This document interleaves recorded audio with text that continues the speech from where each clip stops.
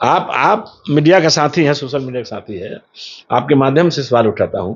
इस इलाका का मैं जनप्रतिनिधि कई बार रहा हूं, तो हमने काम किया है, तो हमें अनुभव है। विधायकों को हम लोग के पीरियड में 1 करोड़ मिलता था, 2 करोड़ मिलता था, यही था। आज विधायकों को 4 करोड़ रुपया मिलता है अपना स्वेच्छा से काम करने के लिए। 4 करोड़ में अगर प्रेजेंट एमएलए बता दें कि कौन कौन सड़क बनाए हैं, कौन सा चौतरा बनाया है, कौन कब्रगाह के घेराबंदी कराया है, कौन सा छठ घर बनाया है, ये बताते दे, पूछ तो लीजिए। ये सारे पैसे बेंच में, टेबुल या बेंच में चला गया, अलमीरा में चल गया, जहां से अच्छी खासी संख्या में 40% का लोग बताते हैं, मैं देखा नहीं हूं, लेकिन अच्छी खासी संख्या में मिलता है कमीशन। आखिर लोगों का क्यों कर रहा है? जो कार्यकर्ता बड़ा आस उमंग में था कि मुनेश्वर चौधरी के बाद फलना राम आएंगे, चुनाव जीतेंगे तो हम लोग को रोजगार मिलेगा, कुछ काम धंधा मिल जाएगा, 2 पैसा कमा लेंगे, हमारे इलाकों में काम हो जाएगा। तो इलाकों में काम हुआ ना, कब हुआ मिला चीज का, तो पैसा कहाँ चला गया भाई? तो ये तो पूछने का अधिकार नमस्ते बिहार को भी है। ये पूछने का अधिकार आम जन को, वोटर सपोर्टर को है, जिन्होंने उनको वोट दिया है। ये तुम कहाँ ले गया पैसा, बता दो हमको।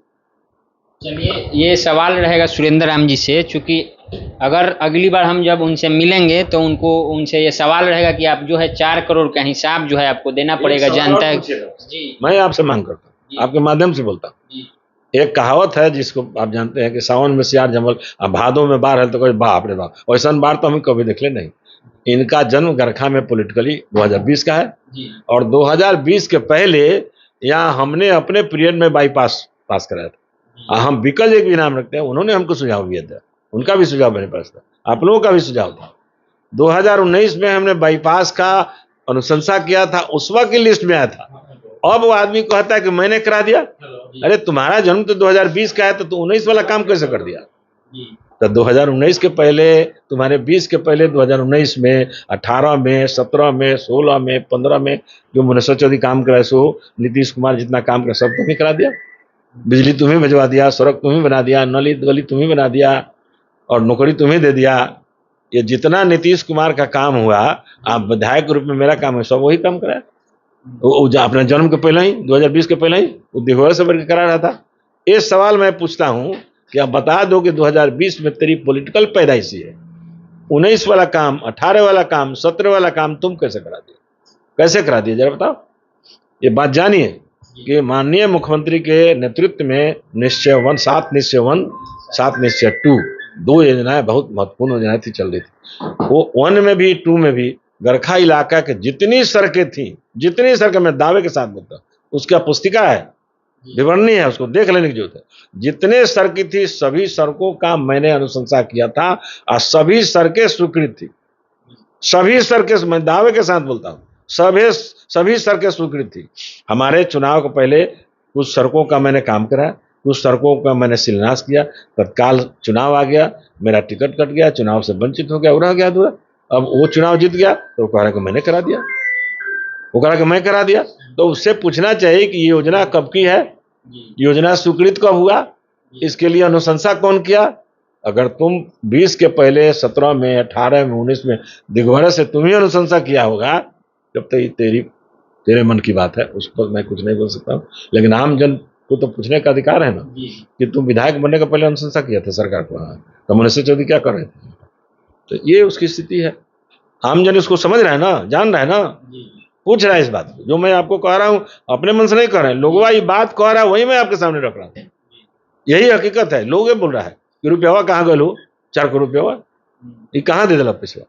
एगो कब्रगाह घेराबंदी ना कैलो, एगो छठ घाट ना बनेलो, 2 चौतरा बढ़िया से ना बनेलो, लंबा कोनो सड़क ना बनेलो, तो कौन काम कैलो?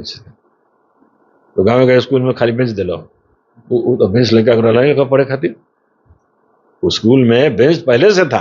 किसी एचएम ने नहीं कहा कि हमें बेंच की आवश्यकता है, जबरदस्ती दे दिया। तो क्या करेगा लोग?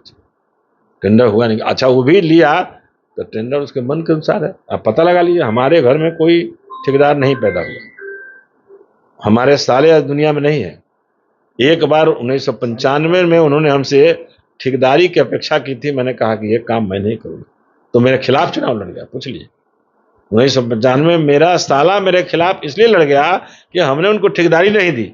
आज प्रेजेंट एमएलए से पूछे, उसका भाई भतीजा ठेकेदार है, उसके नाम से रजिस्ट्रेशन है, वर्कर तो मर गया, वर्कर को दे देता है काम कि भाई ये काम कराओ, 4 लाख का काम है, और वो बस में अपना पैसा लगा काम करा दिया, और काम कराने के बाद जब पेमेंट जो हो रहा है तो जिसका रजिस्ट्रेशन है उसी मिल जाएगा, तो उसके भाई भतीजे बढ़ जा रहे हैं।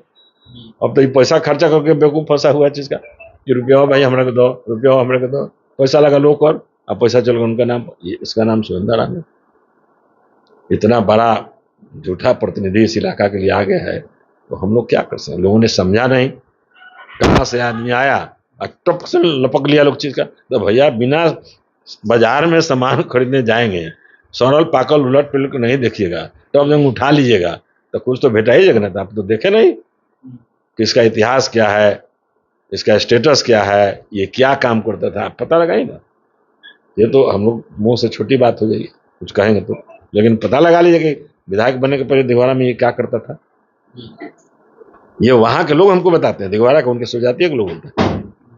अब इतनी छोटी बात पर मैं जाना नहीं चाहता। तो इस गड़खा की जनता ने इस बात को समझा नहीं, अब बिना समझ ले बैगन खरीद लिया, सड़क चाहे पाकल, अब पिलुआ निकल गए तो खा, नहीं तो फेंको, दूसरों को रुपए मतलब लोग फेंकते नहीं भागेंगे, तो देना नहीं सड़ल हम ना ले, यही स्थिति है चीज का।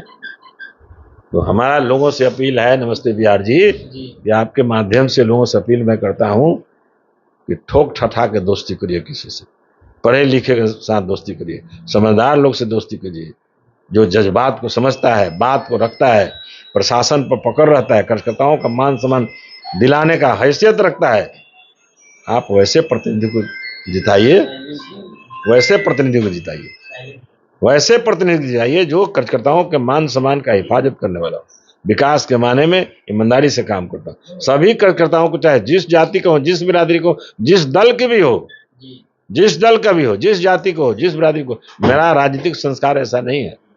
हम आप बताएं कि हम 2015 में कैबिनेट मंत्री हुए तो हमको गरखा में, अस्पताल में और चिंतामनगंज में खुले मन से मैंने कहा था कि जिन लोगों ने वोट हमको दिया वो हमारे हैं, जिन लोगों ने नहीं दिया उनका भी मैं एमएलए हूँ, आप दिलो दिमाग में बैठा लीजिए और आप आइए मेरे यहाँ बिना हिचक का कि हमने उनको वोट नहीं दिया है, ये हमको चिनेंगे नहीं जानेंगे, ये दिलो दिमाग से हटा लीजिए, आप आइए, आपका मान सम्मान उतना ही होगा। अगर हमारे पास आने के बाद मान सम्मान में कमी हो फिर लौट के मेरे पास नहीं, लेकिन आइए पहले, और नहीं आएंगे तो कुर्सियां खाली नहीं रहेगी, कोई कुर्सी पर बैठ जाएगा।